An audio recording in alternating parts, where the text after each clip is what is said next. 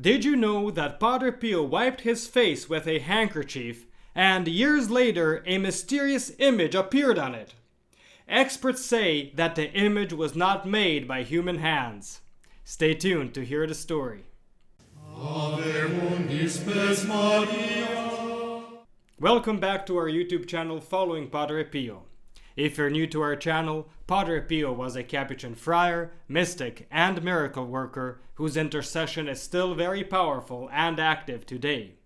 We publish videos and shorts 5 days a week, so follow us to find out more about the life of this fascinating saint, and you will be amazed at what Padre Pio can do for you, a family member, or a friend. And now to our story. Today's story was initially published in an Italian newspaper by Renzo Allegri, Padre Pio's biographer. In his article, Allegri shared a remarkable testimony given to him by Francesco Cavici, a successful industrialist from northern Italy, about a relic he had received from Padre Pio.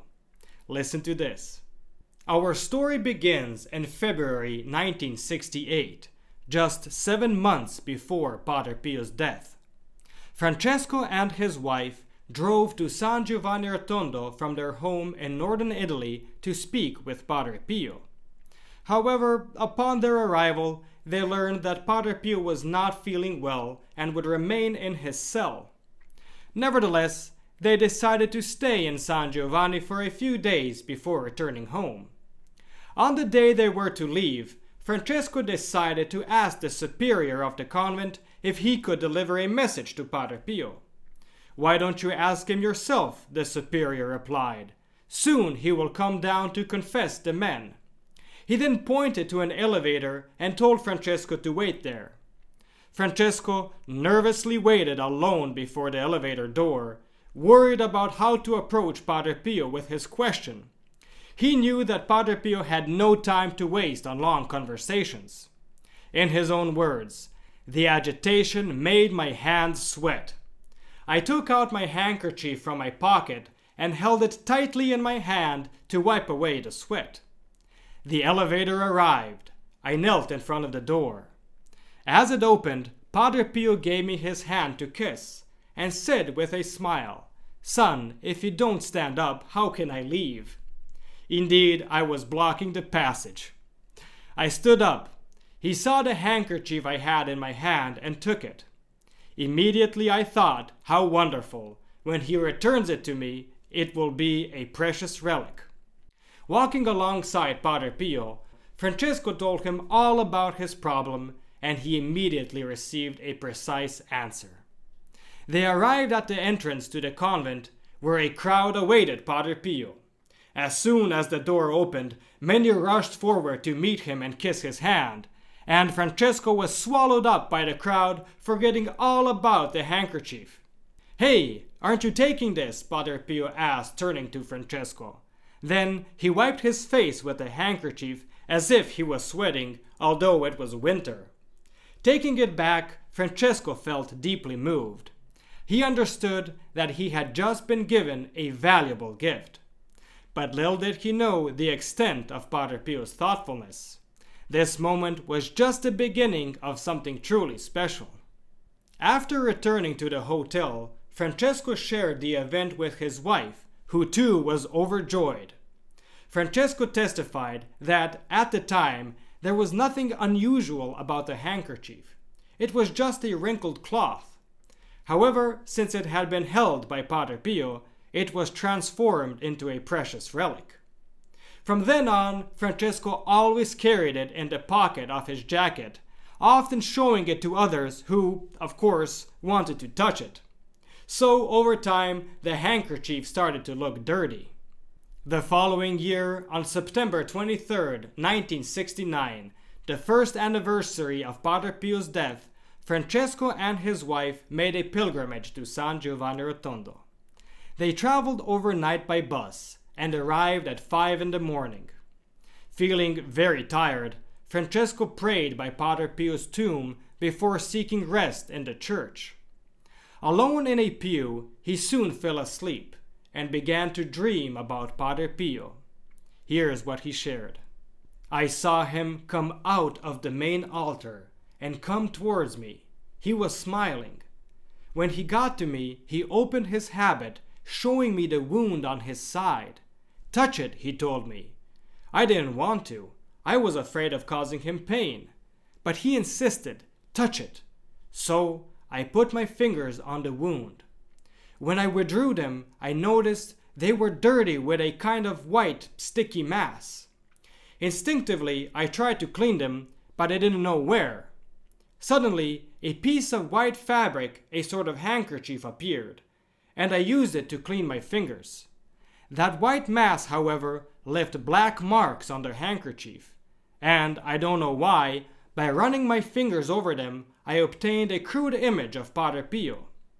I tried to see the friar, but he had disappeared. At that moment, his wife woke him up, noticing his tired appearance. Francesco reassured her that he had gotten some rest and decided to go outside to freshen up. In the back of the church stood a small fountain where many people gathered to drink. Francesco rinsed his hands and face and reached for a handkerchief to dry himself. However, instead of a clean cloth, he accidentally pulled out the handkerchief that Padre Pio had touched. A woman nearby noticed how dirty it was and offered to clean it. Noticing the stains, he agreed.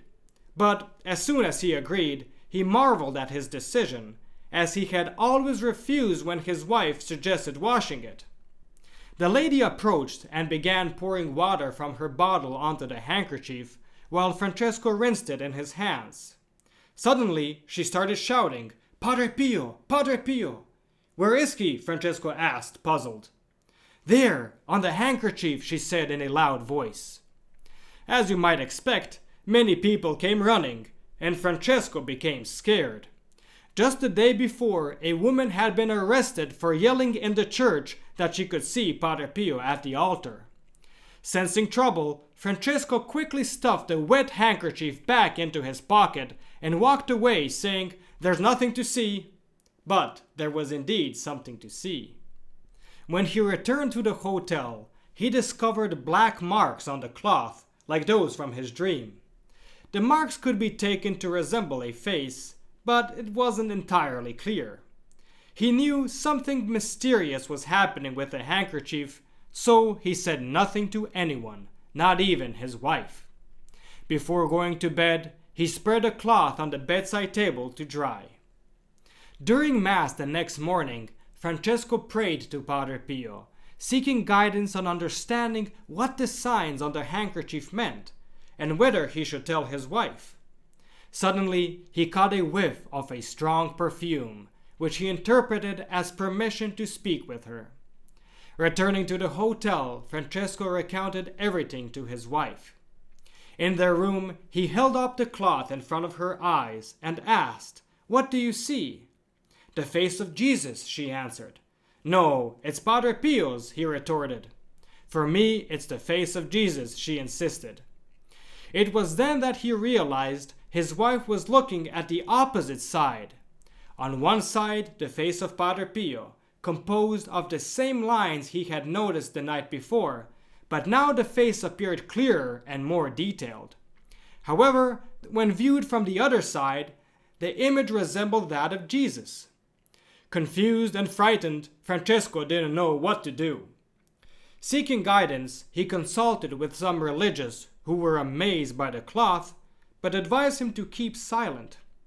Upon returning home, he received the same advice from his bishop.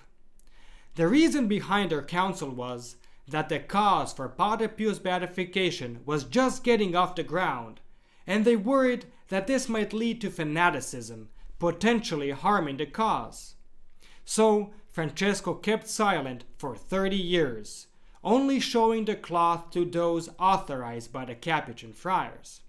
However, after Padre Pio's beatification in 1999, there was no longer any reason for silence. Francesco and his wife established a small shrine in their home, and every year hundreds of faithful came to venerate the cloth. Francesco Cavici died in 2005, and after his wife died in 2009, the relic was sent to an undisclosed friary. But our story doesn't end just here. The community of friars decided to have the cloth examined by an expert, Professor Giulio Fanti of the University of Padua. He is considered one of the world's foremost authorities on the Shroud of Turin. According to Professor Fanti, the images on the handkerchief are similar to those on the shroud. They have not been painted or drawn, and no trace of pigment or color can be found. He concluded, it is impossible for these images to be of human origin. End of story. Thank you for listening. Please do like and share this video to help our channel grow. And please give our channel a boost by continuing to watch another video. This will help with the YouTube algorithm. I have recommended some videos especially chosen for you on the end screen. Or just click on one of the links in the description below for a full selection of great Padre Pio stories, or our playlist of Padre Pio Thoughts for the Day. And don't forget to enroll your Mass intentions for next Friday's Padre Pio Holy Mass. You will find the link in the description below. And stay tuned for the next video on the life of Padre Pio.